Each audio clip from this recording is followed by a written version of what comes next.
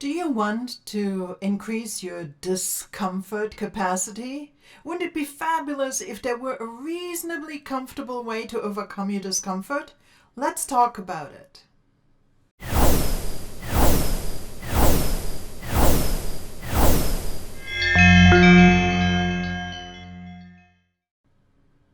Welcome to another episode of Top Coach. I'm Claudia, a professional coach out of Luxembourg and founder of Top Coach Luxembourg.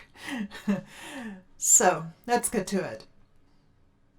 This is another episode in my discomfort series. I hope you enjoy. Change, transformation, and often just plain life requires us to expand the boundaries of our comfort zone, and that is, by definition, uncomfortable. It is a very important resilience skill to become comfortable with being uncomfortable. The good news is that it is possible with some targeted effort to increase your discomfort capacity.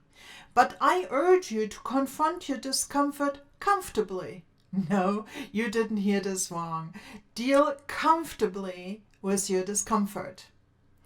That's what voluntary discomfort is all about. And I will talk about this a little bit in this one, but also in future videos. Not all of us are able to resist the tendency to stick our heads in the sand and ignore the challenge of discomfort. Others, on the contrary, try to beat it, confront it with grueling activity and sheer willpower that eventually runs dry and causes them to give up.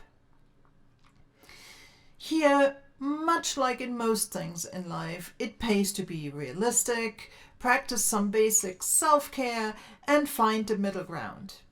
Here's my recommendation. Start by confronting your discomfort in small, manageable doses. Let's look at an example. Simple one, everyday example.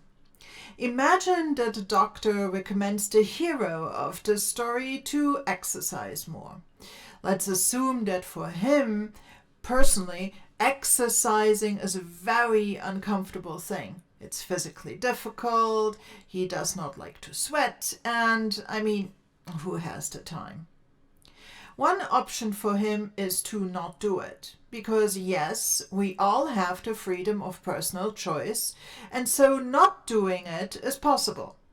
But he realizes that his health is precious, that he wants to continue living his life in good shape for himself and his loved ones. So he commits to start an exercise regimen. He resolves, like so many do, to, in that case, do it right and go for it. He signs up for the expensive gym membership and starts working out like a madman. He confirms that, indeed, it's very uncomfortable. But he aggressively pushes forwards using his willpower until it runs out, causing him to quit, exhausted. This over-the-top aggressive method is just not sustainable. It is extremely hard to do too much uncomfortable stuff in one go. It's too much of a cognitive, emotional, and in this case, physical stretch. You can imagine the ability to face discomfort is initially very much like a muscle that has never been used.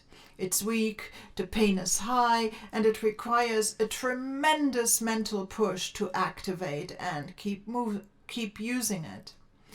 If you try to force it by sheer willpower, that willpower is eventually going to run out. You are going to lose that momentum that was so hard to build and get back to your very comfortable comfort zone.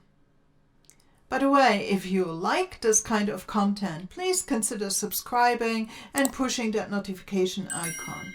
If you have questions or suggestions for future episodes, please do drop me a line at topcoachluxembourg.lu/YouTube.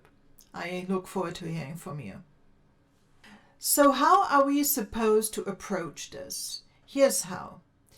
Train that discomfort muscle by practicing mindfully and purposefully and in moderation. Practicing. The trick is to start small, initially only doing a little bit and then building up gradually. Get to the moment of discomfort when everything in you screams for you to stop, and then don't. Once you have overcome that moment of discomfort, you may stop for the day, as you have done essentially enough. This sounds easy and self-evident, but it is not a trivial method. Try it. Let's get back to our example. Our hero could start by taking a stroll around the neighborhood. When the desire to stop comes during the workout, he could then dedicate himself to a few more minutes of effort. If sometime along the way he notices that the discomfort does not come during his workouts anymore because they have become too unchallenging, then he could make it a point to push himself harder in order to invite that discomfort, to make it happen. Then, when the discomfort reaches its peak, when he reaches that uncomfortable level of exertion and fatigue, that is when he is going to push himself, make true strides, and grow fitter. Because not only is he going to train his walking muscles and increase his physical stamina, but train his mental discomfort capacity as well. It's a truly delightful double whammy for him.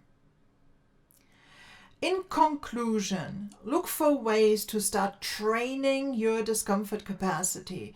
Practice it. Start small, but get to the point of discomfort. This is important. And then push through it.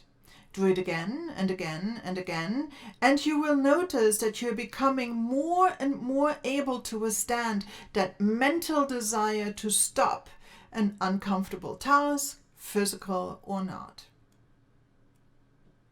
Let me know in the comments what discomfort capacity training you are going to start doing and with what small steps you're going to start. I really look forward to reading it. Okay, until next time, I hope you enjoyed this. Take care and happy practicing. Take care. Bye-bye.